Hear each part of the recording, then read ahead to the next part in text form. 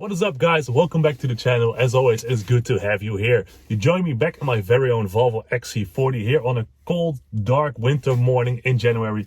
But that's not a problem because today's video is actually about winter tips and tricks for your very own Volvo. So that being said, let's get started.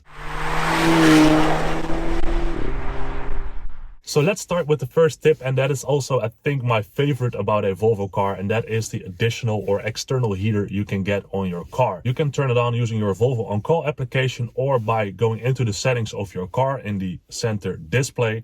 And basically what it does is before a set time, it will warm up the passenger compartment and also engine when necessary. The heater will run for a max of 30 minutes, but usually I turn it on about 10 minutes prior to leaving because it goes like a train. It works extremely well. I think Swedish or Scandinavian style, you know, a really hardcore heater. It works perfectly. Anyway, 10 minutes prior to leaving is perfectly fine. Mine is still the fuel operated heater, option 273, I believe. Nowadays, you got to keep in mind that if you have a Volvo recharge model, so a plug-in hybrid, let's say T6 or T8, you will get an electric heater. So no more fuel operated heaters on those. You know, I can understand it, of course, going all electric within Volvo. On the other side, bit of a bummer because the fuel operated heater works like a charm, as I said already. But keep in mind that if you have a recharge model with that heater and you want to turn it on, I don't know, 30 minutes prior to leaving, your car needs to be plugged in. So it needs to be charging. Otherwise, that electric heater will not work. So that's a bit of a bummer, especially in the winter if it's, you know, snowing and very cold, that you park your car at home and first need to plug in your car to the network. Otherwise you can't heat up your car the next morning. So that's a bit of a bummer, but you know, I fully understand. Anyway, keep that in mind.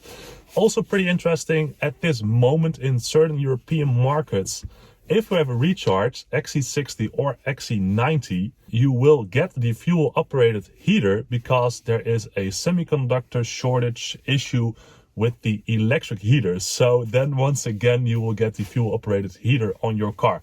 But you know, that's details. Make sure to check that with your local dealership. Apparently this issue will last for a while, but you know, check that with your dealership. I can't assure you anything about that. Also good to keep in mind is that you can set certain times on certain days. For example, your 5 working days or 4 or 3, I don't know.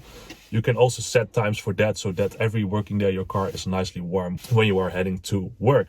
So that's the first one. Let's go to the second one. So the second tip is also a bit of a cool party trick perhaps, and that is that you can actually start your car using the Volvo OnCall application. So basically that way you will start the engine of your car, and that's, for example, very useful if you perhaps forgot to set your timers for the heater or forgot to activate it in the Volvo OnCall application. Anyway, you can turn your car on using the engine. The car in the winter will start defrosting, so that's also a good thing, and meanwhile also warm up the compartment, of course. So that's very nice. It also works the other way around. So in the summer, and actually made a video about that as well, the link is now somewhere in the screen. In the summer, if you remote start your engine, the AC will kick in and cool down the passenger compartment. That's especially nice in warmer countries during the summer. But anyway, in the winter, it's quite handy for a last minute defrosting of your car. So make sure to check that out as well using the Volvo OnCall application. Another cool option is that in the winter you can select an automatic start of your heated seat and heated steering wheel, of course, if you have it in your Volvo car. The function differs between the driver's seat and the passenger seat, and the biggest difference basically is that the driver's seat will always start in the preferred setting if you start the car, whilst the passenger seat will start in the last setting it was in. So for example, if it was fully on, then you start the car, the passenger seat will start again on that setting. So that's a bit interesting. Swedish, I guess, I don't know. Anyway, you can set it up by going into settings, climate, and over there you can select the auto driver seat heating level and also the auto passenger seat heating level. Cool thing is that a little A is shown besides the symbols in the center screen if you start the car and the automatic setting has kicked in. So that's a cool thing to see. Another cool one to remember, especially during the winter, is that you can maintain the climate in the passenger compartment whilst the car is parked. For example, after a long drive, you park the car, you go into climate control, press parking climate, and then maintain climate comfort. The car will use residual heat from the engine, and that way keep the passenger compartment nice and warm. Good for, I don't know, if you are waiting for somebody and you don't want the engine to run all the time. So yeah, that's a good thing. Keep it in mind, parking climate, maintain climate comfort. Very useful to have. Then also very useful to keep in mind if you are, for example, parked on a very snowy car park, which we basically do not have in the Netherlands as we barely see any snow. It's a very useful one. It's called the driving mode off-road, and it is especially very useful in the bit more extreme conditions with lots of snow or frost, and basically this maximizes the car's traction when driving in difficult terrain and on poor roads. And the steering wheel setting will become very light. The all-wheel drive operation and low speed function with hill descent control, the HDC, are activated, and the start-stop functionality is also deactivated, which is pretty useful. Also cool, in your driver display, the settings or theme will change a little bit. For example, you will see a compass in your driver display, which, looks very cool. And keep in mind, it works till a set maximum speed. I believe it's 30 kilometers an hour, at least in my car.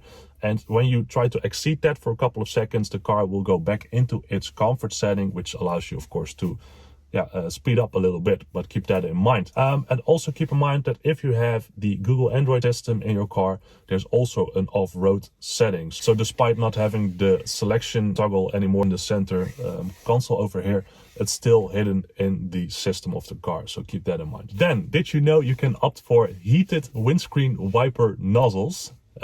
It's a nice sentence, I guess. I have it in my car, and basically what it does is that it prevents fluids on the windscreen from freezing up, of course, in extreme conditions during the winter.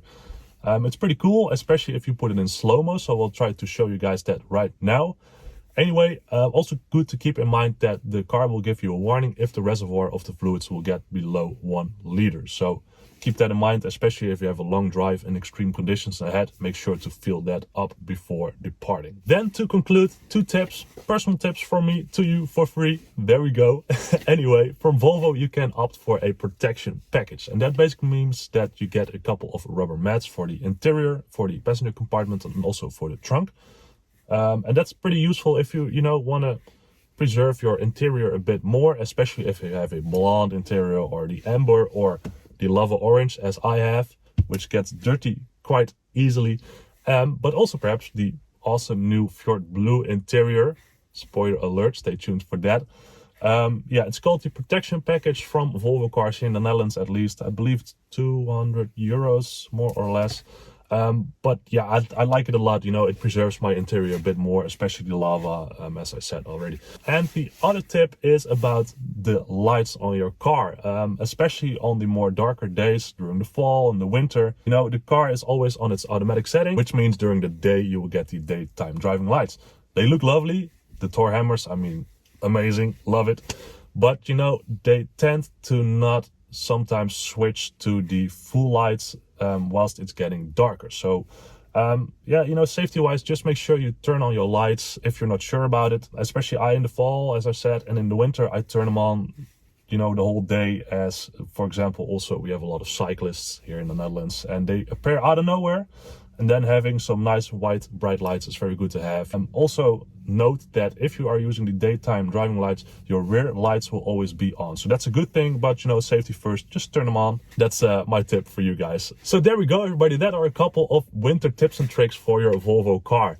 Do note, I'm not the most experienced winter driving in extreme conditions, as I live in the Netherlands. It's quite boring out here in the winter. So if you have any tips for me for the winter in my Volvo driving, let me know in the comments down below. I would love to learn, and let's share experiences and best practices over here in this little community